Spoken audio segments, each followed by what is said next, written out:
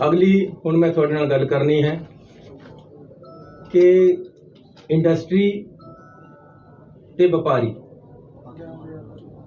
इन्हां नूं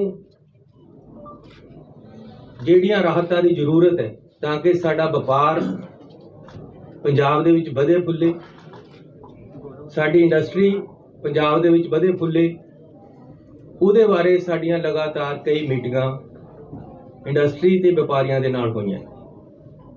उस संबंध दे विच अज असीं कुछ राहतां मैं तुहानूं दस्सण जा रहा जिहड़ियां पंजाब सरकार इंडस्ट्री ते व्यापारियां नूं दे रही। सब तो जरूरी है कि दुकानदार जिहड़ा बाजार दे विच बैठा है उन्हां नूं एक चंगा माहौल सरकार वालों मिले। इसलिए असीं इंस्पैक्टरी राज है जिहड़ा ये खत्म करना है पंजाब च। ऐसी एक चंगा माहौल दुकानदार नूं देना है।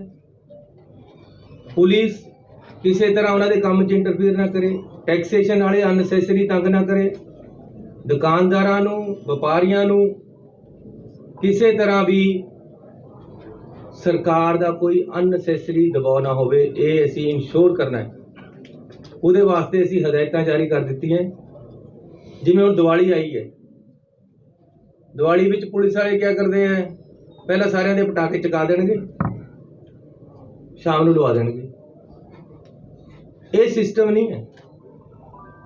कोई दुकानदार अपने बाहर पटाखे बेचना चाहता उन्हें बेचण दो, पोल्यूशन के ਜਿਹੜੇ ਤੁਸੀਂ नॉर्म सैट कर दो। कोई खेल खिला बेचना चाहता उन्हें बेचण दो।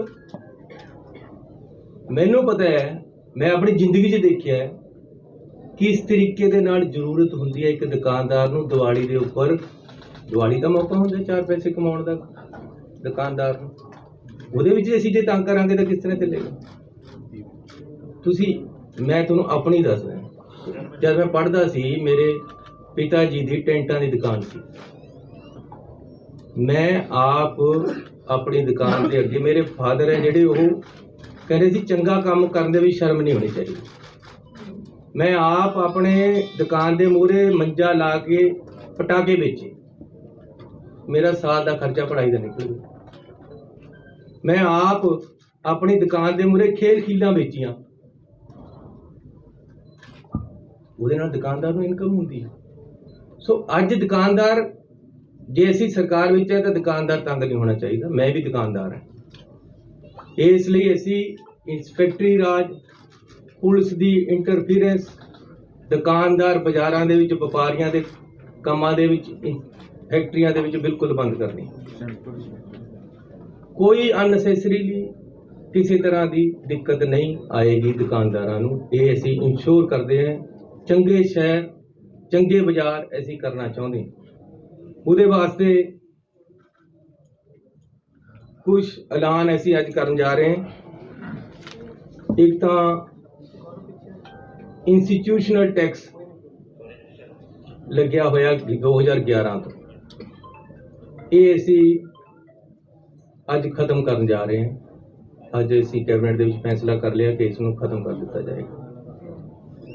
एक FM साहब मेरे तो बाद इन्हां नूं सारिआं नूं दस्सणगे, एक जिहड़े वैट दे झगड़े हैं 16-17 दे, 14-15 दे, 15-16 दे बड़े पेंडिंग पे है। 48,000 बंदा व्यापारी नूं हर महीने बुला लेंदे, अननैसेसरी उहदे चक्कर ला रहे हैं। तो वो सारे असी उहदे जो 40,000 है जिहड़े उन्हां नूं इस तरह छड्ड रहे कि असी ये झगड़े ही खत्म कर देने। असी इत्थे तुहानूं अगे नूं बुलाएगा नहीं मेरा टैक्सेशन इंस्पैक्टर, सारे व्यापारी उस चों असी कढ रहे। सिर्फ 8,000 व्यापारी है जिन्हां कनी लाख रुपए तो ज़्यादा बकाए है, जिन्हां दा टैक्स पै के ज़्यादा हो गए है। उन्हां नूं भी असी कह रहे हैं वन टाइम सैटलमेंट कर लो, 30% पैसा वो जिन्ना उहदा बनदा उहदा जमा करा देण, वो भी 2 किस्तां च 20%, 30% का 20% तो सानू वो इस साल च दे देण फाइनैंशियल ईयर च, 80% अगले च दे देण। ਸੋ ਇੱਕ ਵੱਡੀ ਰਾਹਤ ਜਿਹੜੀ ਅਸੀਂ ਇਹ ਵੈਟ ਦੇ ਜਿਹੜੇ ਪੁਰਾਣੇ ਕੇਸ ਚਲੇ ਆ ਰਹੇ ਬੜੇ ਲੰਬੇ ਸਮੇਂ ਤੋਂ ਉਹਨਾਂ ਨੂੰ ਅਸੀਂ ਖਤਮ ਕਰ ਰਹੇ ਹਾਂ। ਇਸ ਤੋਂ ਇਲਾਵਾ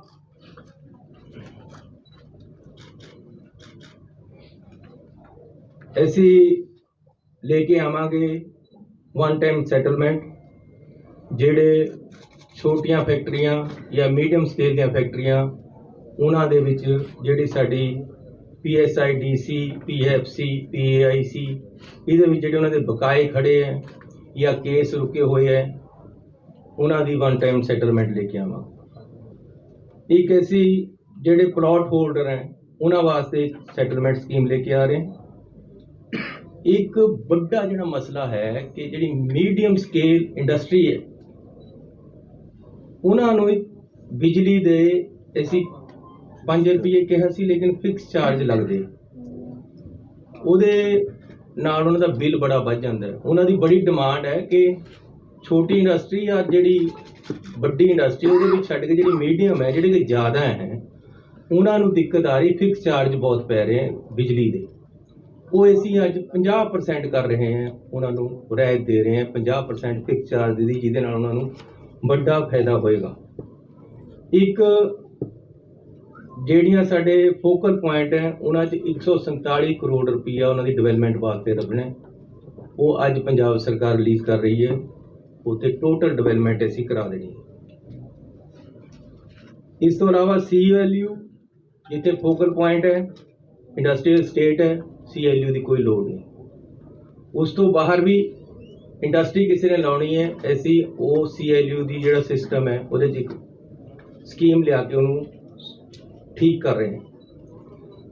ਇੰਡਸਟਰੀ ਜੇ ਕਿਸੇ ਨੇ ਲਗਾਣੀ ਹੈ ਤਾਂ ਕਾਨੂੰਨ ਇਹ ਹੈ ਕਿ ਜੀ 6 ਕਰਮ ਦਾ ਰਸਤਾ ਸਿਰੇ ਤੋਂ ਚੱਲਦਾ ਆ ਰਿਹਾ ਹੋਵੇ। ਉਹ ਸਿਰੇ ਤੋਂ ਚੱਲਦਾ ਆ ਨਹੀਂ ਰਿਹਾ ਹੁੰਦਾ। ਪਿੰਡ 'ਚ ਕਿਤੇ ਨੇ ਆ ਕੇ ਜਾ ਕੇ ਇੰਡਸਟਰੀ ਲਗਾਣੀ ਹੈ, 6 ਕਰਮ ਦਾ ਰਸਤਾ ਕਿੱਥੇ ਦੇ ਬਣਾਵੇ। ਸੋ ਅਸੀਂ ਇਹ ਫੈਸਲਾ ਕੀਤਾ ਹੈ ਕਿ 4 ਕਰਮ ਦਾ ਹੋਵੇ, ਕਿਉਂਕਿ 4 ਕਰਮ ਦੇ ਰਸਤੇ ਬਹੁਤ ਹੈ, 24 ਫੁੱਟ ਦੇ, 22 ਫੁੱਟ ਦੇ, ਤੇ ਜੇ ਜਿੱਥੇ ਉਹਨੇ ਇੰਡਸਟਰੀ ਲਗਾਣੀ ਉੱਥੇ ਆਪਣੇ ਅੱਗੇ 50 ਫੁੱਟ ਦਾ ਛੱਡ ਦੇਗਾ, ਜਿਵੇਂ ਜਿਵੇਂ ਇੰਡਸਟਰੀ ਲੱਗਦੀ ਜਾਏਗੀ ਉਸ ਤਰ੍ਹਾਂ 50 ਫੁੱਟ ਛੱਡ ਕਰੇਗਾ। ਇੱਕ ਅਸੀਂ ਅੱਜ ਅਨਾਉਂਸ ਕਰ ਰਹੇ ਹਾਂ ਕਿ ਐਗਜ਼ੀਬਿਸ਼ਨ ਸੈਂਟਰ ਇੱਕ ਅੰਮ੍ਰਿਤਸਰ ਦੇ ਵਿੱਚ ਬਣੇਗਾ, ਜਿਹਦੀ ਕਿ ਬੜੀ ਜ਼ਰੂਰਤ ਹੈ ਔਰ ਇੰਡਸਟਰੀ ਦੀ ਬਹੁਤ ਬੜੀ ਡਿਮਾਂਡ ਹੈ। ਇੱਕ ਚੰਡੀਗੜ੍ਹ ਦੇ ਨੇੜੇ ਅਸੀਂ ਫਿਲਮ ਸਿਟੀ ਬਣਾਉਣ ਜਾ ਰਹੇ ਹਾਂ, ਉਹਦੀ ਵੀ ਅੱਜ ਮੈਂ ਤੁਹਾਡੇ ਇੱਥੇ ਅਨਾਉਂਸਮੈਂਟ ਕਰ ਰਿਹਾ ਕਿ ਅਸੀਂ ਬੜੀ ਛੇਤੀ ਇੱਕ ਫਿਲਮ ਸਿਟੀ ਚੰਡੀਗੜ੍ਹ ਦੇ ਨੇੜੇ ਲੈ ਕੇ ਆ ਰਹੇ। ਇੱਕ ਬਹੁਤ ਬੜੀ ਡਿਮਾਂਡ ਹੈ ਕਿ ਪੱਟੀ ਮੱਖੂ ਰੇਲ ਲਿੰਕ ਹੈ ਜਿਹੜੀ ਉਹਨੂੰ ਅੱਗੇ ਵਧਾਇਆ ਜਾਵੇ। ਸੋ ਅਸੀਂ ਅੱਜ ਐਲਾਨ ਕਰ ਰਹੇ ਹਾਂ ਕਿ ਅਸੀਂ ਇਸ ਰੇਲਵੇ ਬਜਟ ਤੋਂ ਪਹਿਲਾਂ ਪੱਟੀ ਮੱਖੂ ਰੇਲਵੇ ਲਿੰਕ ਦੀ ਜਿਹੜੀ ਜ਼ਮੀਨ ਅਕਵਾਇਰ ਕਰਨੀ ਹੈ, ਉਹ ਅਸੀਂ ਜ਼ਮੀਨ ਅਕਵਾਇਰ ਕਰਕੇ ਕੇਂਦਰ ਸਰਕਾਰ ਨੂੰ ਦੇ ਦਾਂਗੇ ਤਾਂ ਕਿ ਇਹ ਲਿੰਕ ਜੁੜ ਸਕੇ, ਜਿਹਦੇ ਨਾਲ ਸਾਡੇ ਪੂਰੇ ਦੇਸ਼ ਦੇ ਨਾਲ ਲਿੰਕ ਜੁੜਨਾ। ਸੋ ਇਹ ਸਾਡੀਆਂ ਅੱਜ ਦੀਆਂ ਅਨਾਉਂਸਮੈਂਟਾਂ। ਇਸ ਤੋਂ ਬਾਅਦ ਸਾਡੀ ਸਬਮਿਟ ਹੋਣੀ ਹੈ, ਉੱਥੇ ਵੀ ਤੁਹਾਨੂੰ ਮੈਂ ਮਿਲਾਂਗਾ ਤੇ ਅਸੀਂ ਸਾਰੇ ਮਿਲਾਂਗੇ।